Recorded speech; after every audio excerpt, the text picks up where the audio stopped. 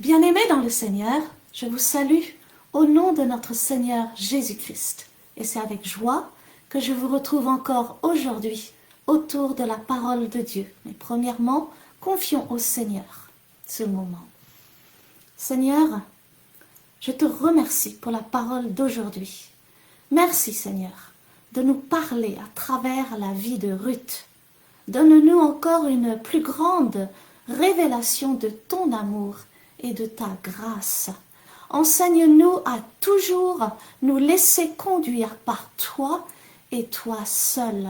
Je te remercie pour la main invisible de Dieu qui est sur tous ceux qui s'engagent à te suivre. Merci de nous conduire comme Ruth dans le champ de Boaz, dans le champ de toutes les bénédictions que tu as préparées pour nous, au nom de Jésus-Christ. Amen. Le message que nous diffusons aujourd'hui s'appelle « Ton futur sera plus beau que ton passé » ou Ruth numéro 2. Et ceci, c'est le deuxième message d'une série en 4 parties que le pasteur Jean-Claude a donné en 2013 sur le livre de Ruth. Le livre de Ruth dans la Bible donc, est composé de 4 chapitres et chaque chapitre représente une étape de la foi. La semaine dernière, nous avons vu le premier chapitre du livre de Ruth qui nous parle de la première étape de la foi qui part sans savoir où elle va. Le deuxième chapitre nous parle de la deuxième étape de la foi qui fait quelque chose. Aujourd'hui, le pasteur Jean-Claude commence à nous parler du deuxième chapitre. Mais auparavant, il revient sur 2 thèmes importants qu'il avait traités dans le premier enseignement. Premièrement, il avait traité le fait qu'Elimelech avait quitté Bethléem à cause de la famine. La famine peut être comparée à un temps de crise. Et le pasteur nous dit, pendant les temps de crise, nous pouvons être tentés de faire la chose logique. Mais il faut toujours demander à Jésus lui-même ce que nous devons faire. Et pour bien l'expliquer, le pasteur prend l'exemple de Joseph, qui est devenu premier ministre d'Égypte. Joseph, dans la cause de la faveur, était arrivé donc premier ministre d'Égypte. Joseph était aussi un type de Jésus. Et donc la famine étant survenue en Égypte, le peuple criait à Pharaon pour avoir du pain. Et dans Genèse 41, nous voyons Pharaon qui redirige le peuple vers Joseph et dit « Allez vers Joseph et faites ce qu'il vous dira ». De la même manière, aux noces de Cana, dans Jean chapitre 2, il y avait une crise dans le mariage. Il ne restait plus de vin. Et Marie avait dit aux serviteurs, faites ce qu'il vous dira. Amen. Faites ce que Jésus vous dira. Alors, quand nous passons par une période de crise, tournons-nous vers Jésus et faisons ce qu'il va nous dire. Le deuxième point sur lequel le pasteur revient, c'est sur la formidable déclaration que Ruth avait faite à Naomi. Où tu iras, j'irai. Où tu demeureras, je demeurerai. Ton peuple sera mon peuple et ton Dieu sera mon Dieu. Cette déclaration peut être comparée à la confession du salut que nous faisons quand nous donnons notre vie au Seigneur Jésus-Christ. Et dans cette confession, Ruth déclarait que non seulement elle s'engageait à suivre Naomi, mais aussi à suivre le Dieu de Naomi, le Dieu d'Israël. Et le pasteur nous explique que c'est à cause de cette confession que la main invisible de Dieu est venue sur Ruth à partir de ce moment. Et la main de Dieu l'a conduite dans le champ de Boaz où Dieu lui réservait un grand bonheur. Et le pasteur nous dit, tous ceux qui ont accepté le Seigneur Jésus comme le Seigneur et Sauveur la main invisible de Dieu est sur leur vie. Le psaume 37 à son verset 23 nous dit: par l'Éternel, les pas de l'homme sont affermis et il prend plaisir à sa voie. C'est le Seigneur qui nous dirige. Amen. Et rien ne nous arrive par hasard. Au début du chapitre 2, nous voyons Ruth qui se lève et demande la permission à sa belle-mère Naomi d'aller glaner dans les champs. Ruth était travailleuse, elle voulait faire quelque chose. Ce chapitre nous parle de la foi qui fait quelque chose. La loi de Moïse, malgré ses exigences, était une bonne loi et une loi pleine de grâce. Et dans cette loi, Dieu avait prévu un plan d'assistance sociale, nous dit le pasteur Jean-Claude, pour les pauvres, les veuves et les orphelins.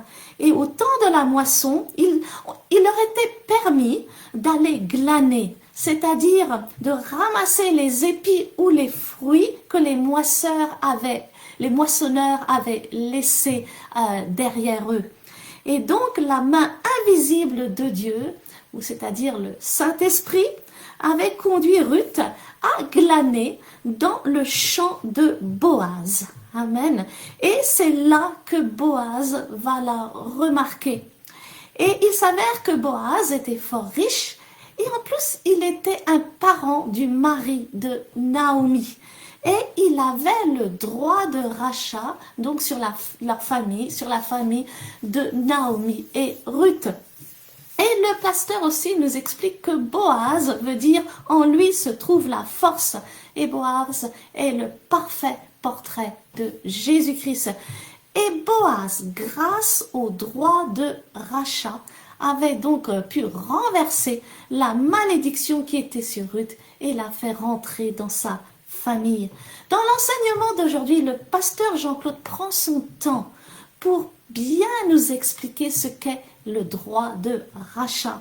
Et je vous encourage donc à écouter, à réécouter le message d'aujourd'hui avec un crayon et un carnet comme nous conseillait le pasteur Jean-Claude. Lisez et relisez les références bibliques pour avoir une meilleure révélation et bien comprendre ce que Boaz a fait pour Ruth.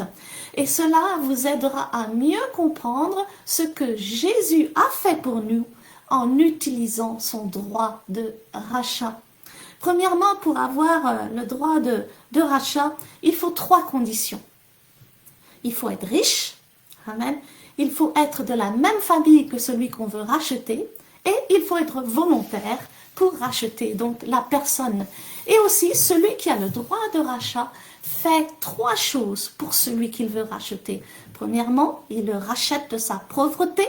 Il paie ses dettes, il le libère de prison si donc ses dettes l'ont conduit en prison. Deuxièmement, si celui qu'il rachète est mort et a laissé une femme sans enfant, voilà, celui qui a le droit de rachat épouse sa veuve, amen, et lui donne donc une descendance. Et troisièmement, il s'engage à le protéger ou à protéger sa famille et à le venger si besoin. C'est exactement ce que Jésus a fait pour nous. Il s'est fait homme pour rentrer dans la famille humaine. Et il est mort à notre place pour payer notre dette du péché. Il nous a délivrés de la captivité de Satan. Aussi, au moment du péché d'Adam, c'est comme si l'humanité a été séparée de Dieu, a été divorcée de Dieu à cause du péché. Mais Jésus, à la croix, donc, a réparé l'acte de divorce et l'Église est devenue, voilà, l'épouse. Et aussi, enfin, il est celui qui s'engage à nous protéger.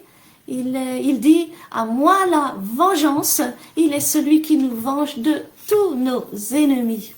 À l'époque de l'Ancien Testament, Dieu, voilà, était déjà un Dieu de grâce. Il avait ordonné une année de grâce pour celui qui n'avait pas quelqu'un de riche dans sa famille qui pourrait le racheter. En cette année de grâce qu'on appelle l'année du jubilé, qui se passait tous les 50 ans, celui qui n'avait pas de proches parents rédempteur pouvait être libéré de toutes ses dettes. De la même manière, Jésus nous dit dans Luc 4 à son verset 19 qu'il est venu publier une année de grâce. Le mot utilisé pour année en grec n'est pas le mot énos qui veut dire année de 360 ou 365 jours, mais c'est le mot eniotos qui parle d'une période de temps, qui parle d'une dispensation. Et c'est la dispensation de la grâce que nous vivons maintenant, où nous pouvons expérimenter le jubilé. Et le pasteur nous dit, aussi longtemps que cette période de grâce dure, le jubilé est valable dans votre vie. Tous les jours, c'est le jubilé. Le diable n'a plus de puissance sur toi. Tout ce que tu as perdu, il te le redonne. Si tu es prisonnier, tu es relâché. Si tu es enchaîné, les chaînes tombent et les portes s'ouvrent. Le Seigneur est ta protection. Il est ton refuge. Amen. Avant d'écouter le message d'aujourd'hui, je vous rappelle notre rencontre le samedi 28 juin 2025. Nous organisons à Paris la rencontre des amis de la foi victorieuse. Nous voulons rassembler tous ceux qui aiment le ministère La Foi Victorieuse et qui sont encore bénis par ce ministère. Alors venez nombreux et venez avec vos amis. Il y aura des témoignages et 2 pasteurs venant d'Irlande interviendront et nous béniront. J'ai la foi que Dieu va faire de grandes choses lors de cette rencontre. Prions.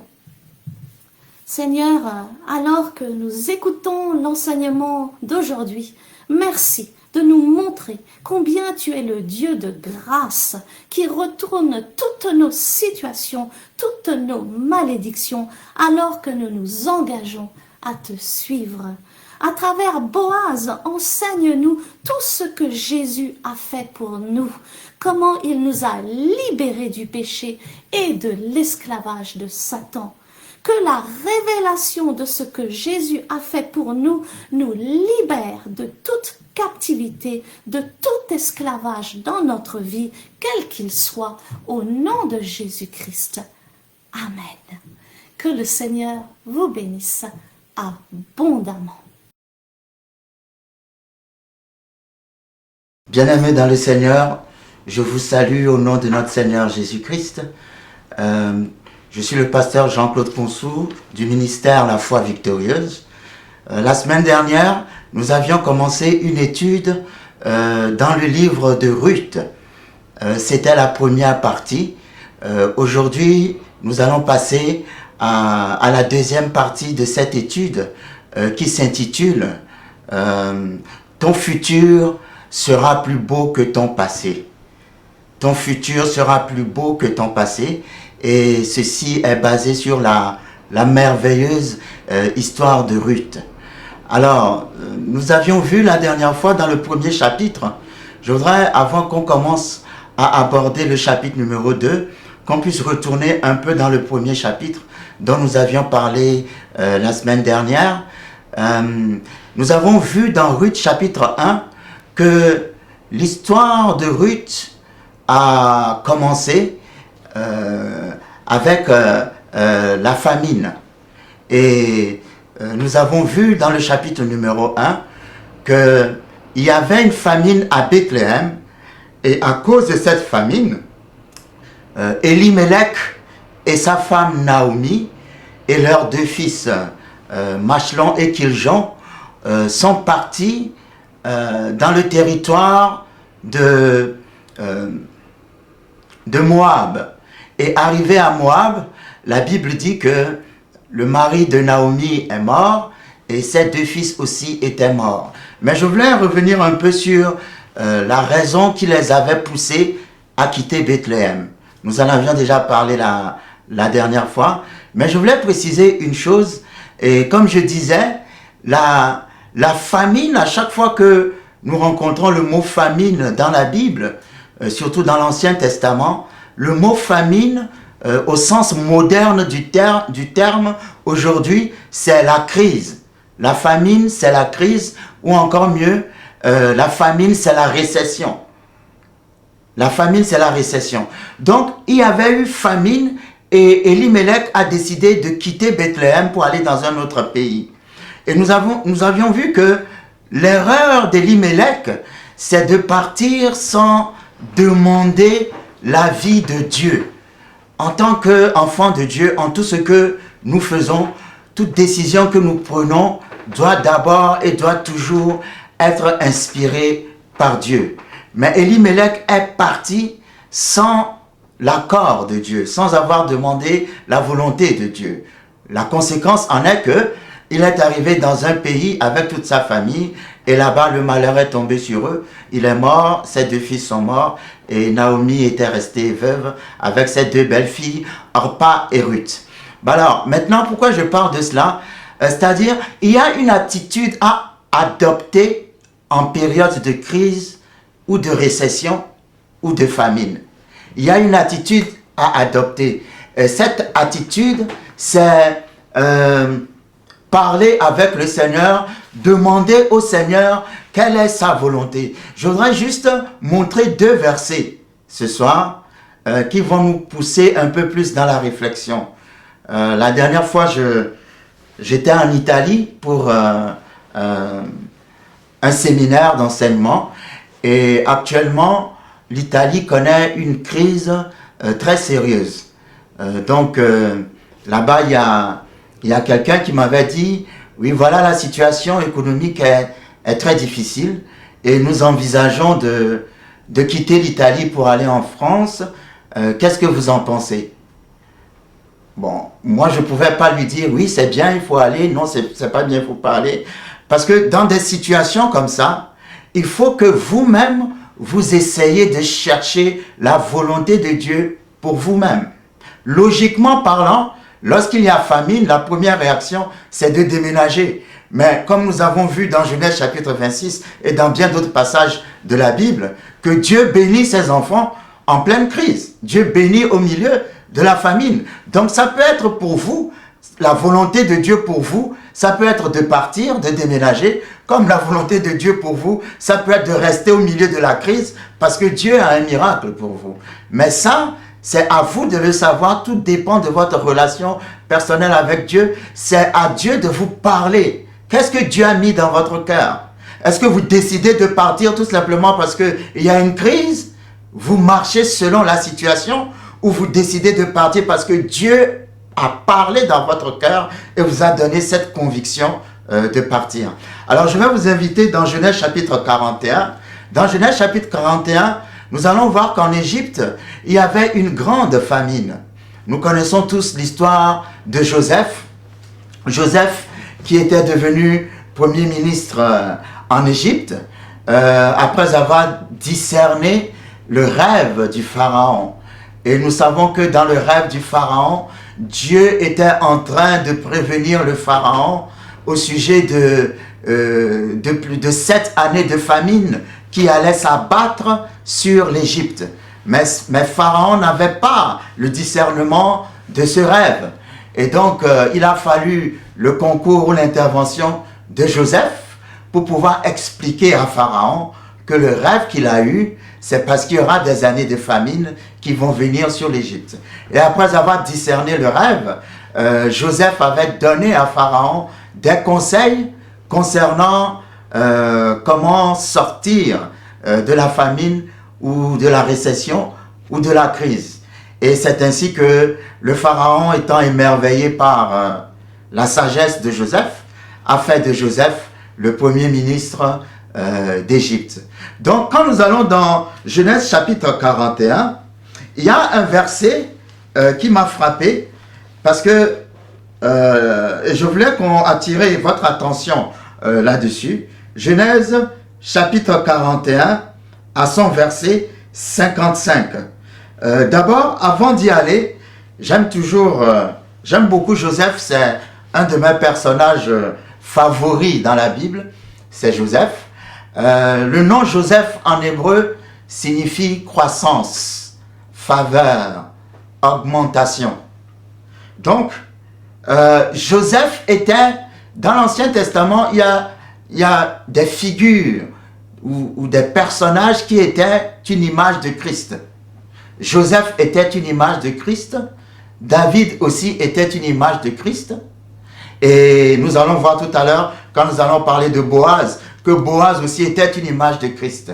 Donc on trouve plusieurs portraits de Christ dans plusieurs personnages dans l'Ancien Testament. Donc Joseph était une image de Christ parce que la Bible nous dit que Joseph était le fils bien-aimé de son père Jacob, comme Jésus était le fils bien-aimé de son père. Donc, à cause de cet amour, les frères de Joseph étaient jaloux de Joseph, comme les frères de Jésus, les Juifs, étaient jaloux de Jésus. Et ce qui s'est passé, c'est que les frères de Joseph ont pris Joseph, ils l'ont vendu comme esclave dans un pays très lointain, et ils sont venus dire à leur père Jacob que Joseph était mort. Et de la même manière, les Juifs, les frères de Jésus, ils ont pris Jésus, ils l'ont crucifié, et Jésus était mort. Mais Jésus est revenu de la mort, il a été ressuscité. Et de la même manière, on se rendra compte plus tard qu'en fait Joseph n'était pas mort, mais il était devenu premier ministre en Égypte. Et Jésus est revenu de la mort, il était comme le pain de vie, il était devenu le sauveur de l'humanité. Et nous allons nous rendre compte que la famine va s'abattre sur les frères de Joseph, et les frères de Joseph partiront en Égypte pour aller chercher du pain. Et arrivé en Égypte, la personne qui leur donnera du pain, ça sera leur frère qu'ils auront vendu plus tard, ça sera Joseph.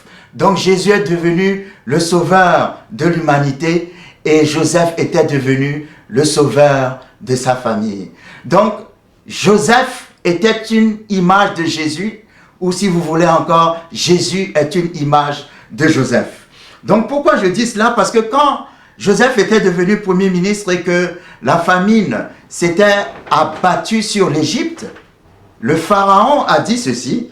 Quand nous lisons Genèse 41 à son verset 55, la Bible dit « Quand tout le pays d'Égypte fut aussi affamé, le peuple cria à Pharaon pour avoir du pain. » Et écoutez bien ce que Pharaon va dire parce que je crois que c'est une parole réma et cette parole est encore valable pour toute personne qui traverse une crise aujourd'hui.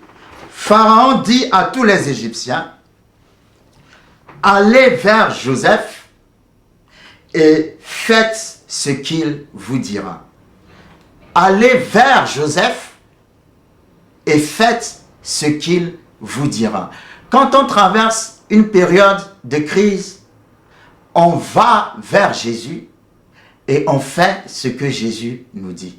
Ce qui est curieux avec ce verset, c'est que lorsque vous lisez Jean chapitre 2, au mariage de Cana, lorsque la Bible dit qu'il y avait un manque, une sorte de crise, une sorte de famine dans le mariage parce qu'il n'y avait plus de vin. La Bible dit, dans Jean chapitre 2, que Marie a été trouver les serviteurs, ceux qui servaient dans le mariage, et elle leur a dit exactement la même phrase. Allez vers Jésus et faites ce qu'il vous dira. Donc, c'est une parole qui est assez, comment dirais-je, assez révélatrice que dans une situation de crise, en fait, personne ne peut vous dire faites ceci ou faites cela. La seule personne qui peut vous parler, c'est Jésus. Le Pharaon dit, allez vers Joseph, qui était une image de Christ, et Marie a dit, allez vers Jésus et faites tout ce qu'il vous dira. Et nous savons que dans le mariage, lorsqu'ils ont été vers Jésus pour faire connaître à Jésus la crise, le manque de vin, la Bible dit que Jésus a changé l'eau en vin. Et lorsqu'ils ont fait ce que Jésus leur a dit, le miracle s'est opéré. Je prie dans le nom de Jésus que Jésus change l'eau en vin dans votre vie et que vous ayez aussi cette sagesse juste au beau milieu de votre crise de demander à Jésus ce qu'il vous faut faire. Généralement, lorsque Dieu parle dans le cœur. Dieu met des pensées, il met des désirs très forts dans notre cœur. Lorsque nous sommes dans une situation où nous ne savons pas quoi faire, écoutons bien la voix du cœur. Écoutons plus ce qui est dans le cœur que ce que la situation que nous traversons nous dit. Parce que généralement, Dieu parle toujours dans le cœur et non pas forcément à travers les situations. La Bible dit, nous ne marchons pas par les situations, c'est-à-dire nous ne marchons pas par la vue, mais nous marchons par la foi. Donc je voulais juste faire ce petit détour, parce que je sais que certaines personnes peuvent se demander que faut-il faire quand la famine est là, et ainsi de suite. Mais voilà une parole réma pour vous. Faites tout ce que Jésus vous dira de faire en plein milieu de votre crise. Aujourd'hui, nous allons aborder Ruth chapitre 2. Et Ruth chapitre 2, dans ce chapitre, nous allons, passer du temps sur un personnage. Ce personnage s'appelle Boaz. Mais avant qu'on parle de Boaz, nous allons encore retourner dans Ruth chapitre 1, au niveau de cette fameuse confession, de cette très belle confession que Ruth a faite à sa belle-mère Naomi, confession que j'aime beaucoup. Je vais encore relire cette confession. Ruth chapitre 1, verset 16. Ruth répondit, « Ne me presse pas de te laisser, de retourner loin de toi. Où tu iras, j'irai. Où tu demeureras, je demeurerai. Ton peuple sera mon peuple, et ton Dieu sera mon Dieu.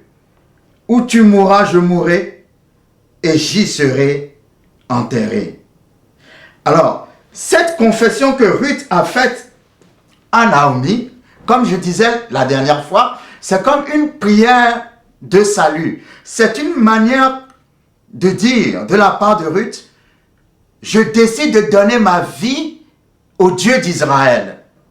Je reçois ce Dieu dans ma vie, je décide de suivre désormais ce Dieu. Ton Dieu, Naomi, sera mon Dieu. Et je crois, à partir du moment où Ruth avait confessé ces paroles, que la main invisible de Dieu est venue sur la vie de Ruth. Vous savez, je crois que tous ceux qui ont accepté le Seigneur Jésus, la main invisible de Dieu est sur leur vie. Pourquoi je dis cela? Parce que dès que Ruth a fait cette confession et qu'elles sont arrivées à Bethléem, et le deuxième sous-thème de notre étude, Ruth chapitre 2, c'est la foi qui fait quelque chose. Souvenez-vous, nous avions dit, Ruth chapitre 1, c'est la foi qui part sans savoir où elle va. Et Ruth chapitre 2, c'est la foi qui fait quelque chose. Vous ne pouvez pas dire que vous avez la foi et rester les bras croisés. Parce que la foi n'est jamais assise, la foi n'est jamais les bras croisés.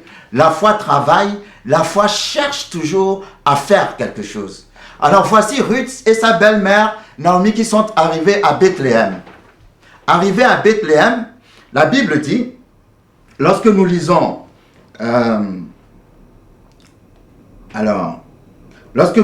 Ruth, chapitre 2, la Bible dit, Naomi avait un parent de son mari. C'était un homme puissant et riche de la famille d'Elimelech et qui se nommait Boaz.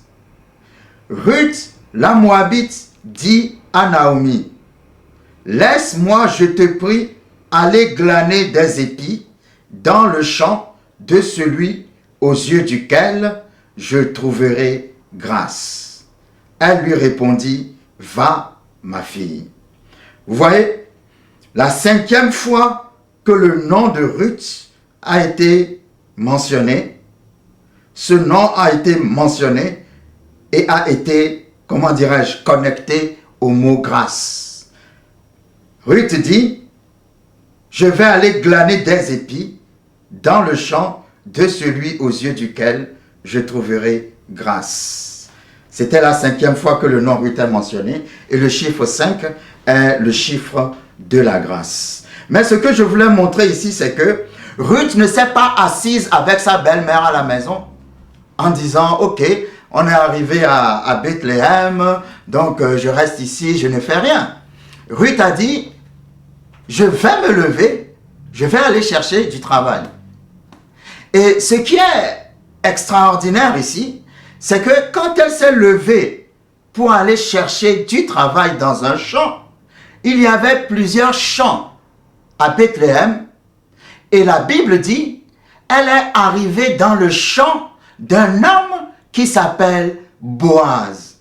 Mais elle ne savait pas que cet homme qui s'appelle Boaz était un parent de la famille de Naomi et que Boaz pouvait exercer le droit de rachat sur sa vie. Nous allons voir tout à l'heure ce que signifie, ce que la Bible dit par droit de rachat. Mais ce que je veux dire, c'est que personne n'a dit à Ruth, tu sais Ruth, quand tu vas sortir au bout de la 3e rue, quand tu vas tourner à gauche, tu trouveras un champ. Il faut aller dans ce champ-là parce que tu sais, cet homme-là, il est très riche et quand cet homme va te voir, il pourra te faire ceci. Non, non, non, non. Personne ne lui a rien dit. Elle est sortie de sa maison et le Saint-Esprit, c'est-à-dire la main invisible de Dieu, l'a conduite directement dans le champ où Dieu lui a réservé un grand bonheur. C'est pour ça que je dis, lorsque nous confessons le Seigneur Jésus, la Bible dit, les pas du juste sont ordonnés par le Seigneur. Rien ne nous arrive par hasard. Lorsque Jésus-Christ est notre Seigneur et Sauveur, il fait en sorte, il nous conduit lui-même par sa main invisible et nous emmène dans le champ de notre Boaz. Nous allons étudier aujourd'hui plus en profondeur ce personnage qui s'appelle Boaz. Et nous allons lier Boaz à un autre mot que nous trouvons dans cette histoire et qui est le mot droit de rachat. Lorsque nous aurons compris qui est Boaz et ce que c'est que le droit de rachat, nous allons rendre grâce à Dieu. Que lorsque, j'aime bien, à la fin du chapitre 1, Ruth a confessé le Seigneur Jésus d'une certaine manière. Et dès le commencement du 2e chapitre, Ruth rencontre quelqu'un qui est justement l'image de Jésus-Christ. Ça veut dire que si tu acceptes Jésus comme ton Seigneur et Sauveur, tu finiras toujours par le rencontrer sur ton chemin et sa main invisible sera sur toi pour te conduire toujours dans des endroits où tu trouveras de la faveur. Nous allons relire ce verset, Ruth chapitre 2 verset 2. Ruth, la Moabite, dit à Naomi, « Laisse-moi, je te prie, aller glaner des épis dans le champ de celui aux yeux duquel je trouverai grâce. » Elle lui répondit, « Va, ma fille. » Et je voudrais juste préciser quelque chose ici. La Bible dit, Ruth est partie glaner des épis. Il y a une différence entre glaner et moissonner. Moissonner, c'est lorsque vous récoltez à partir des arbres ou lorsque vous récoltez les fruits ou des épis. Moissonner. Mais glaner, c'est lorsque vous ramassez ce que les moissonneurs ont laissé tomber par hasard.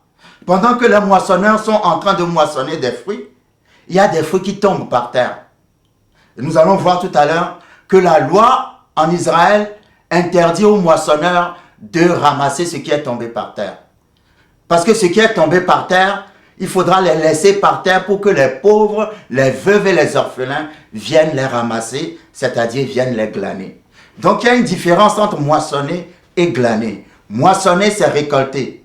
Glaner, c'est ramasser ce que les moissonneurs ont laissé tomber par hasard. C'était comme je disais, c'était comme, vous savez, Dieu, aujourd'hui, dans plusieurs États européens, on parle de social, d'assistance sociale, ainsi de suite. Mais Dieu avait aussi une vision, un plan d'assistance sociale dans la loi d'Israël. Parce que Dieu savait qu'il y avait des orphelins, des pauvres. Et donc Dieu avait sorti cette loi en disant aux moissonneurs, quand vous êtes en train de moissonner et qu'il y a des fruits qui tombent par terre, ne les ramassez pas. Parce que les pauvres vont les ramasser pour s'en nourrir. Nous pouvons voir cette loi rapidement. Je vais vous inviter dans Deutéronome chapitre 24. C'est assez intéressant parce qu'il y a beaucoup de choses qui se passent dans la société et on ne sait pas qu'en fait, ce sont des choses qui ont été inspirées de la parole de Dieu. Donc Dieu avait un plan social pour ceux qui étaient démunis dans la société. Et Deutéronome, lorsque nous lisons Deutéronome chapitre 24, alors Deutéronome chapitre 24, à partir du verset 19, la Bible dit ceci. Quand tu moissonneras ton champ et que tu auras oublié une gerbe dans le champ, tu ne retourneras point la prendre. Elle sera pour l'étranger, l'orphelin et pour la veuve, afin que l'Éternel ton Dieu te bénisse dans tout le travail de tes mains. Verset 20. Quand tu secoueras tes oliviers, tu ne cueilleras point ensuite les fruits restés aux branches. Ils seront pour l'étranger, pour l'orphelin et pour la veuve. Verset 21. Quand tu vendangeras ta vigne, tu ne cueilleras point ensuite les grappes qui y seront restées. Elles seront pour l'étranger, pour l'orphelin et pour la veuve. Tu te souviendras que tu as été esclave dans le pays d'Égypte. C'est pourquoi je te donne ces commandements à mettre en pratique. Vous voyez, il y a Dieu, pour moi, le mot hasard n'existe pas pour celui qui a la foi. Dieu est toujours à l'origine de toutes choses. Regardez ce verset. Dans ce verset, Deutéronome 24, verset 20, la Bible dit, « Quand tu secoueras tes oliviers, tu ne cueilleras point ensuite les fruits restés aux branches. » C'est-à-dire, quand vous voyez l'arbre, l'olivier, quand vous allez secouer les branches de l'olivier pour que les olives tombent, en secouant les branches, il y aura des fruits qui vont tomber et il y en aura qui ne vont pas tomber. Ceux qui ne sont pas tombés, ce n'est pas un hasard. C'est Dieu qui a fait exprès qu'ils ne tombent pas. Et Dieu dit, quand vous aurez secoué les branches, n'allez pas rechercher les fruits qui ne sont pas tombés. Parce que ces fruits sont pour les orphelins, les veuves, les pauvres qui viendront les chercher. Donc, nous voyons par là que Ruth, numéro 1, était veuve. Numéro 2 était étrangère. Elle était moabite. Et numéro 3, Ruth était pauvre. Donc, elle cherchait un champ, pas pour moissonner, mais pour ramasser par terre ce que les moissonneurs ont dû laisser tomber.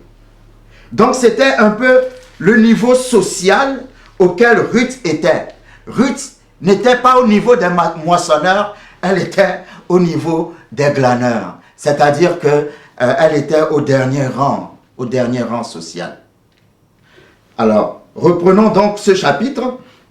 Naomi, Ruth chapitre 2, avait un parent de son mari. C'était un homme puissant et riche de la famille d'Elimelech qui se nommait Boaz. Donc, comme je disais, la main de Dieu va conduire Ruth dans le champ de Boaz. Je vais encore traîner un peu à ce niveau parce que dans la société, et en tant que pasteur, il nous arrive d'avoir à traiter de problèmes, de divers problèmes qui peuvent arriver dans la vie des gens. Je prendrai l'exemple du mariage, par exemple. Personnellement, je ne pense pas que c'est une bonne chose de participer à des mariages arrangés. Je trouve, si un couple veut faire un bon mariage, que c'est bien que l'homme et la femme se rencontrent, que c'est bien que l'homme connaisse bien la femme, que la femme connaisse bien l'homme, qu'ils se soient bien étudiés avant de se marier. Mais lorsque l'homme ou la femme est ici Ou bien l'homme est ici et puis on doit trouver la femme au pays et puis on envoie la femme. Ils ne se sont jamais vus. C'est arrivé ici qu'ils doivent se connaître. Toutes ces choses-là, ça provoque toujours des problèmes après. Pourquoi je dis cela? Parce que Ruth n'a pas rencontré Boaz par arrangement. Ruth a rencontré Boaz par la grâce de Dieu. Et je crois que la grâce de Dieu est prête à agir dans la vie de tout un chacun. Évitons toute alliance qui vient des arrangements humains. Mais cherchons la grâce de Dieu. Parce que la main invisible de Dieu va te conduire à ton mari que Dieu a choisi pour toi. Et la main invisible de Dieu va te conduire aussi à la femme que Dieu a choisie pour toi. Et nous voyons ici que la main invisible de Dieu a conduit Ruth directement dans le champ qu'il faut. Et ce Boaz, le nom Boaz en hébreu signifie « en lui se trouve la force ». En lui se trouve la force. Que la force de Dieu se retrouve dans votre vie. Ou que la force de Jésus-Christ se retrouve dans votre vie. Parce que Boaz est le portrait parfait de notre Seigneur Jésus-Christ. Et le verset dit ici, cet homme puissant et riche de la famille d'Elimelech se nommait Boaz. Et ce Boaz avait le droit de rachat sur Ruth. Maintenant, avant que nous puissions rentrer en détail dans le chapitre 2, je voudrais qu'on puisse voir ce que c'est que le droit de rachat. Parce que si nous ne comprenons pas le droit de rachat, nous ne pouvons pas comprendre vraiment qui est Boaz et nous ne pouvons pas non plus voir notre Seigneur Jésus-Christ dans ce personnage qui s'appelle Boaz. Alors, le droit de rachat, je peux dire d'une certaine manière, le droit de rachat, c'est un droit qui permet à quelqu'un de racheter. Ça veut dire quoi, racheter? Racheter, c'est ce que Jésus-Christ est venu faire. Jésus-Christ est venu, il nous a rachetés du péché. C'est-à-dire, il nous a enlevés du péché. Celui qui a le droit de rachat, c'est quelqu'un qui, numéro 1, nous allons le voir tout à l'heure, est très riche. Parce que pour que cette personne te rachète, selon la loi, il faut que cette personne sorte de l'argent. Numéro 2, celui qui a le droit de rachat doit être quelqu'un qui vient de ta famille. Pas quelqu'un qui vient d'une autre famille. Il doit être dans ta famille. Et numéro 3, celui qui a le droit de rachat, c'est quelqu'un qui, évidemment, doit être volontaire, doit avoir la bonne volonté, n'est-ce pas, pour te racheter. Donc, celui qui a le droit de rachat, il fait 3 choses. Numéro 1, il te rachète de la pauvreté. C'est-à-dire, s'il arrive, par exemple, que tu es tellement endetté et que à cause de tes dettes, tu es obligé de vendre tes biens, de vendre ta maison, vendre tout ce que tu as, tous tes biens. Si dans ta famille, il y a quelqu'un qui est assez riche, cette personne qui est riche dans ta famille doit aller racheter tous les biens que tu as vendus pour te les redonner. C'est ce que ça signifie, le droit de rachat. C'est-à-dire, tu as tout perdu, la pauvreté est venue dans ta vie. Si dans ta famille, il y a quelqu'un qui est très riche, cette personne doit aller racheter tout ce que tu as vendu pour te le redonner. C'est-à-dire, cette personne va te restaurer tous les biens que tu as perdus. À partir de là, nous voyons déjà l'image de Jésus-Christ qui est venu nous restaurer pour nous rendre tout ce que nous avons perdu au travers le péché. Celui qui a le droit de rachat, nous allons retourner tout à l'heure dans les versets bibliquement parlant, c'est quelqu'un qui, si dans ta famille, il y a, supposons, tu meurs, tu n'as pas eu d'enfant avec ta femme. Celui qui a le droit de rachat dans ta famille a le droit d'épouser ta femme pour lui faire des enfants, pour te donner une postérité, pour que ton nom ne soit pas effacé, mais pour que ton nom reste. Donc, celui qui a le droit de rachat, c'est quelqu'un qui marie une veuve, dont le mari n'a pas eu d'enfant. S'il y a eu des enfants, donc ça ne marche pas. Mais si la personne qui est décédée n'a pas eu d'enfant, celui qui a le droit de rachat, c'est-à-dire son parent le plus proche, le frère, généralement, doit épouser sa femme pour lui donner une postérité.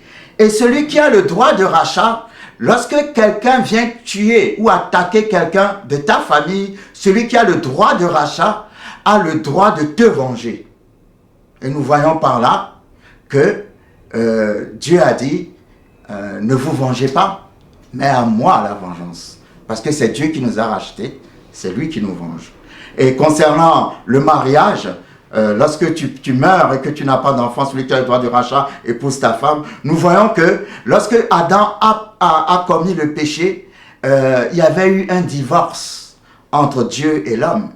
Et justement, Jésus-Christ qui a le droit de rachat est venu réparer ce divorce pour que Dieu nous marie. C'est pour ça que la Bible dit que l'Église est l'épouse. Donc nous voyons toujours une relation très intime entre celui qui a le droit de rachat et ce que notre Seigneur Jésus-Christ a fait. Et celui qui a le droit de rachat, il est comme un refuge, il est comme quelqu'un sous qui nous pouvons trouver protection.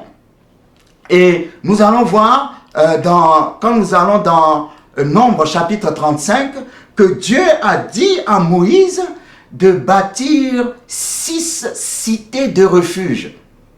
Alors, les cités de refuge, ce n'est pas des cités où on protège des meurtriers. Parce que quand vous lisez Nombre chapitre 35, la Bible dit que si quelqu'un commet un meurtre qui n'est pas prémédité, si quelqu'un commet un meurtre d'une façon accidentelle, cette personne doit courir pour aller se réfugier dans une des cités de refuge pour que son cas puisse être bien étudié, parce que ce n'est pas quelqu'un qui a tué consciemment, c'est quelqu'un qui a commis un meurtre tout à fait par accident. Parce que une fois que le meurtre est commis, il y a quelqu'un qui va poursuivre. On appelle, cette personne s'appelle ok, allons dans Nombre chapitre 35. Dans Nombre chapitre 35, je voudrais que nous puissions vraiment bien comprendre ces choses-là, afin que nous puissions, avant que nous puissions continuer notre étude, sinon ça serait confus. Alors, concernant les 6 villes de refuge, les 6 cités de refuge, Dieu dit, Nombre 35, à partir du verset 22, « Si un homme pousse son prochain subitement, et non pas par inimitié, ou s'il jette quelque chose sur lui sans préméditation, ou s'il fait tomber sur lui par mégarde une pierre qui puisse causer la mort, et que la mort en soit la suite, sans qu'il ait de la haine contre lui et qu'il lui cherche du mal, voici les lois d'après lesquelles l'assemblée jugera entre celui qui a frappé et le vengeur du sang. L'assemblée délivrera le meurtrier de la main du vengeur du sang. » Alors, le vengeur du sang, c'est aussi celui qui a le droit de rachat. Le vengeur de sang, c'est lorsque le meurtre est commis. Lorsqu'on touche à quelqu'un de ta famille, le vengeur du sang cherche à te venger. Ce n'est pas toi qui te venges, c'est le vengeur du sang qui te venge. C'est pour ça que Dieu dit, à moi la vengeance. Donc, la Bible dit, si quelqu'un commet un meurtre accidentellement, il faut vite qu'il court dans une des cités de refuge pour que le vengeur de sang ne le tue pas. Parce qu'il n'a pas commis un meurtre exprès, c'était un accident. Et la Bible dit, dans la cité de refuge, il doit attendre la mort du souverain sacrificateur. Et une fois que le souverain sacrificateur est mort, alors on va le libérer de la cité de refuge. Qu'est-ce que ça veut dire? Le souverain sacrificateur, c'est Jésus. C'est-à-dire, à travers la mort de Jésus-Christ, nous avons été libérés de tout ce qui nous condamnait. Or, Dieu avait dit à Moïse, tu bâtiras 6 cités de refuge. Et le nombre 6 n'est pas le nombre de Dieu. Le nombre 7 est le nombre divin et le nombre parfait. Il y avait 6 cités de refuge parce que la 7e cité de refuge sera Jésus-Christ lui-même. Amen.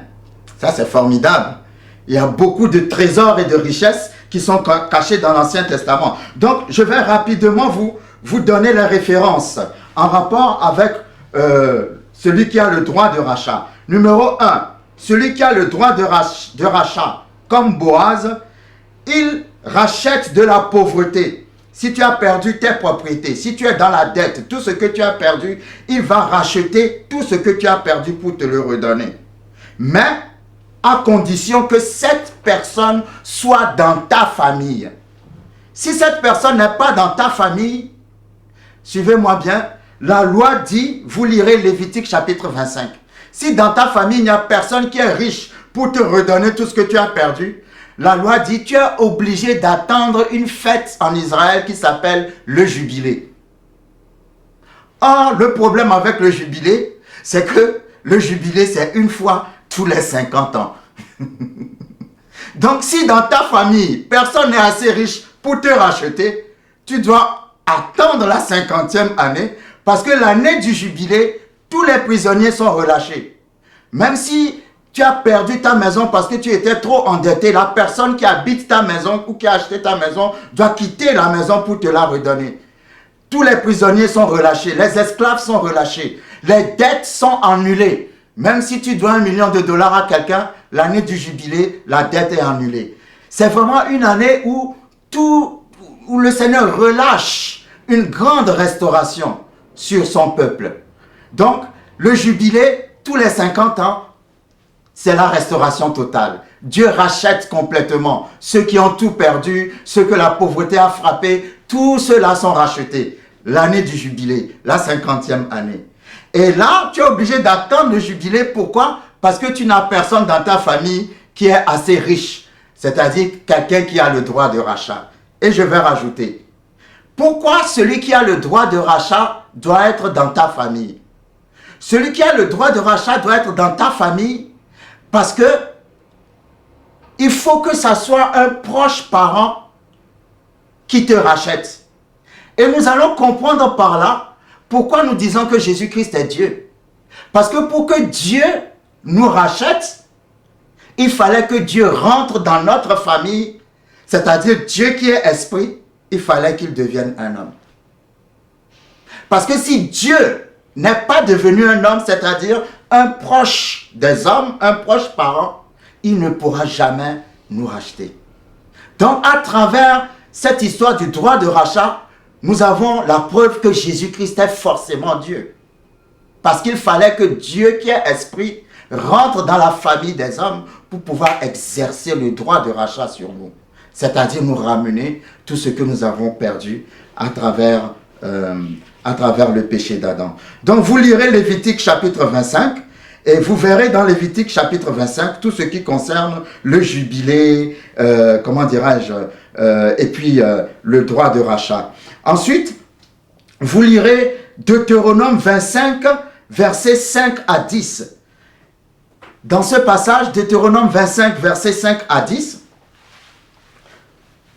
la Bible nous dit clairement que si un frère a perdu, si un frère est mort et qui n'a pas eu d'enfant, le plus proche parent ou bien un de ses frères peut prendre sa femme et lui donner une postérité. Vous verrez ça dans Deutéronome 25, versets 5 à 10. Tout cela fait partie des devoirs de celui qui a le droit de rachat. Et puis en lisant Nombre chapitre 35, versets 22 à 28, vous verrez les cités de refuge. Alors, nous voyons que dans Nombre 35, celui qui poursuit la personne qui a commis le meurtre, c'est aussi celui qui a le droit de rachat. Mais la cité de refuge, ou celui qui a commis le meurtre par accident, là où il va se réfugier, c'est aussi l'image de notre Seigneur Jésus-Christ. Donc nous allons voir que Boaz va exercer tous ses droits sur Ruth. Parce que Boaz a le droit de rachat.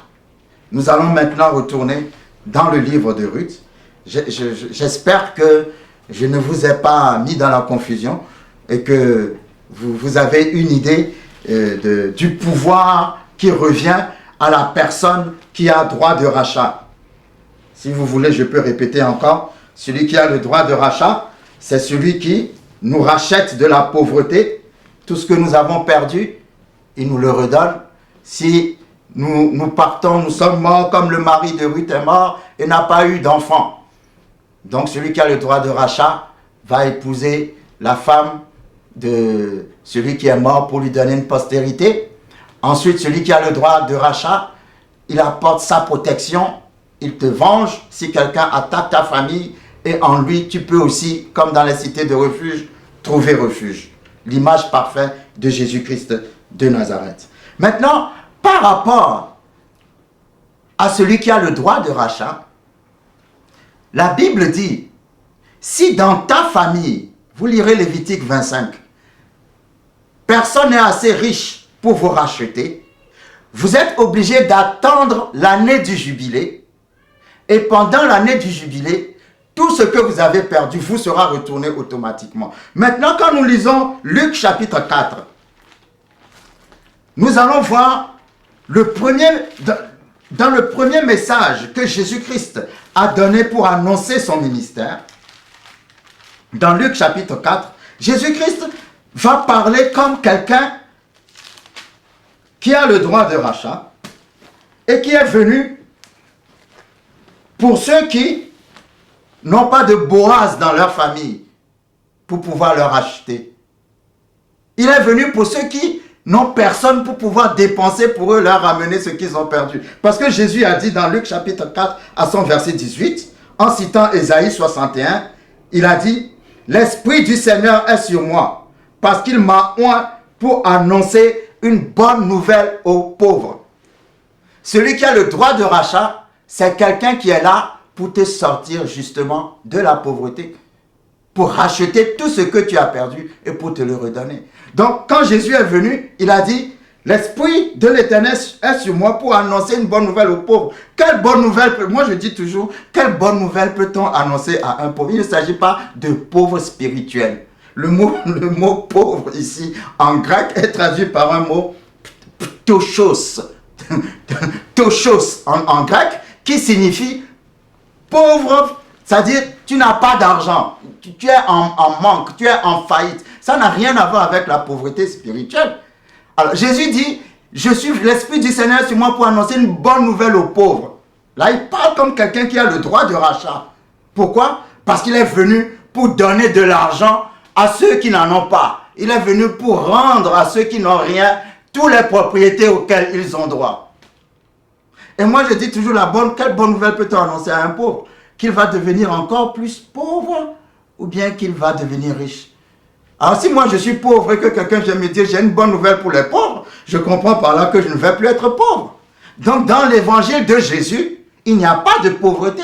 Ce n'est pas la volonté de Dieu que tu sois dans le manque, dans la famine et dans la pauvreté. C'est curieux que quand Jésus-Christ a parlé la première fois, il s'est tout de suite adressé à la pauvreté. L'Esprit du Seigneur est sur moi pour annoncer une bonne nouvelle aux pauvres. Ça, c'est le langage de quelqu'un qui a le droit de rachat. Ensuite, il dit, il m'a envoyé pour guérir ceux qui ont le cœur brisé, pour proclamer aux captifs la délivrance et aux aveugles le recouvrement de la vue, pour renvoyer libres les opprimés, pour publier une année de grâce du Seigneur.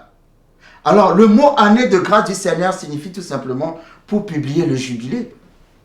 C'est pas une année, le mot année ici, c'est pas année de 365 jours. Non.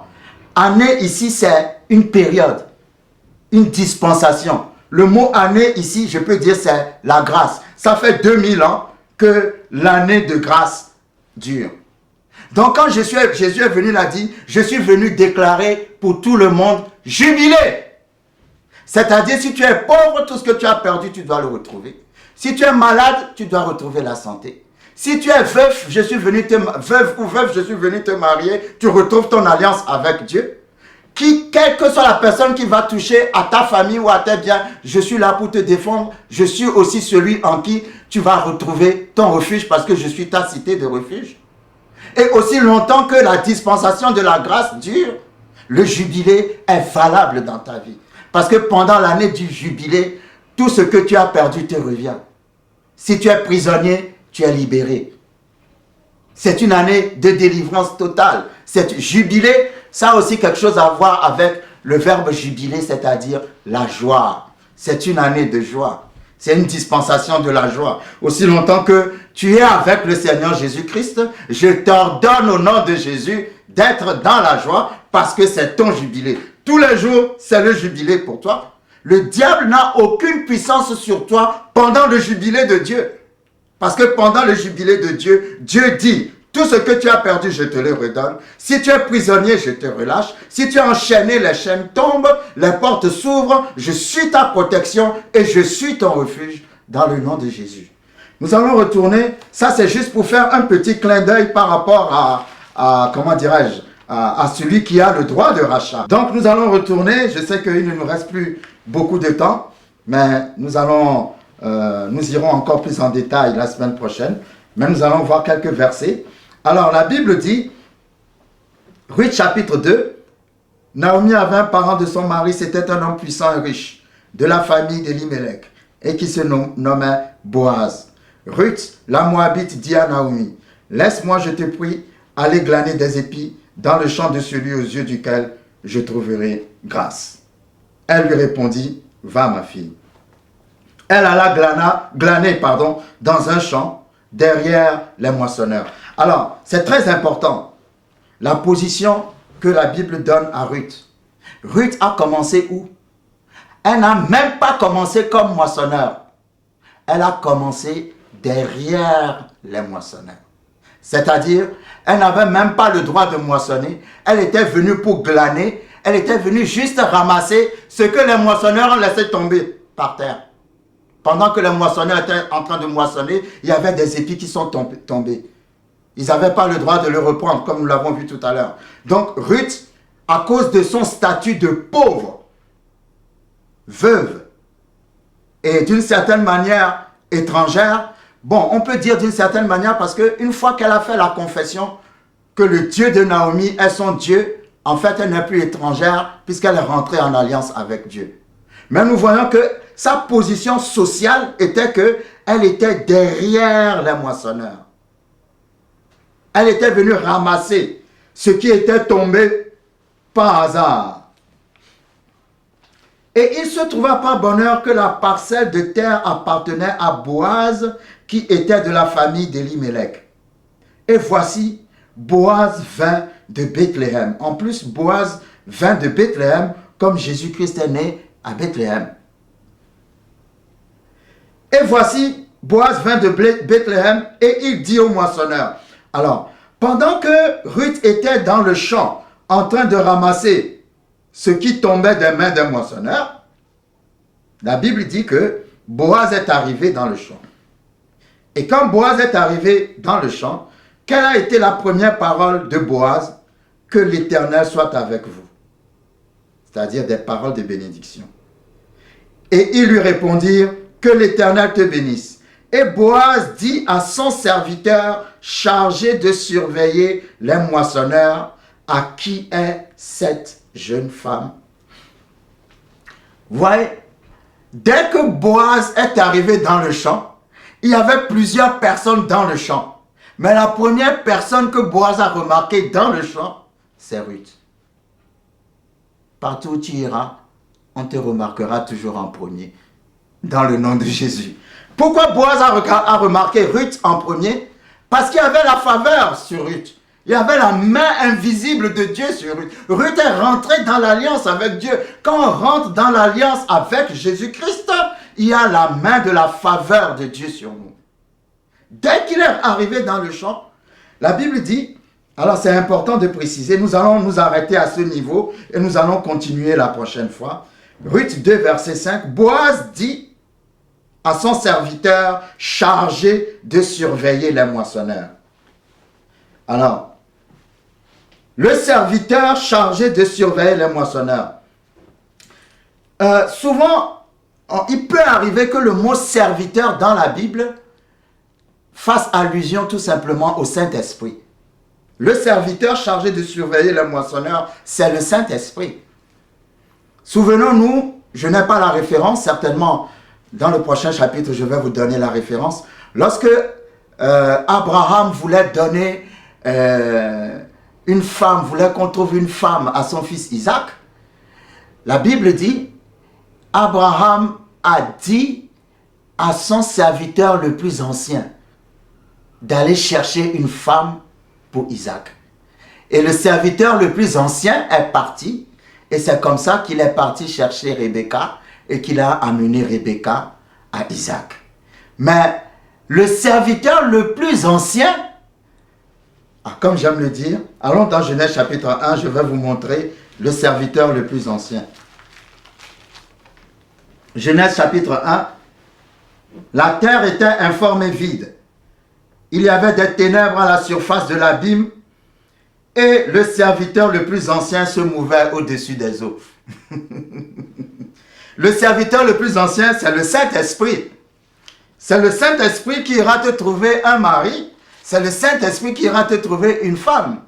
C'est le Saint-Esprit qui est le surveillant des biens de Dieu. Donc quand Boaz est rentré dans le champ, il s'est adressé au Saint-Esprit, c'est-à-dire le surveillant des moissonneurs, et il a dit au surveillant des moissonneurs, « Ah, mais qui est cette femme-là » Nous allons nous arrêter à ce niveau. Que le Seigneur vous bénisse. Seigneur, je prie, alors que nous avons parlé du droit de rachat, que chaque personne puisse prendre conscience que tu es notre Boaz qui a le droit de rachat sur nous. Et aussi longtemps que tu as le droit de rachat sur nous, nous n'avons pas à craindre. Tu es le Dieu qui restaure, le Dieu qui a dit, je vais te rendre toutes les années que la sauterelle ont dévoré. Seigneur, je prie que tes mains invisibles touchent quelqu'un qui suit ce programme, qui suit ce message, et que tout ce que le diable a fait dans sa vie, Seigneur, que toi tu puisses restaurer 100 fois plus, parce que tu es celui qui a le droit de rachat. Et là où le diable a emmené la maladie, celui qui a le droit de rachat emmène la guérison. Là où le diable a emmené les liens, celui qui a le droit de rachat emmène la délivrance. Là où le diable a fermé les portes, celui qui a le droit de rachat ouvre les portes. Et celui qui a le droit de rachat dit, je suis celui qui ouvre et personne ne peut fermer. Et je suis celui qui ferme et personne ne peut ouvrir. Seigneur, tu as le droit de rachat.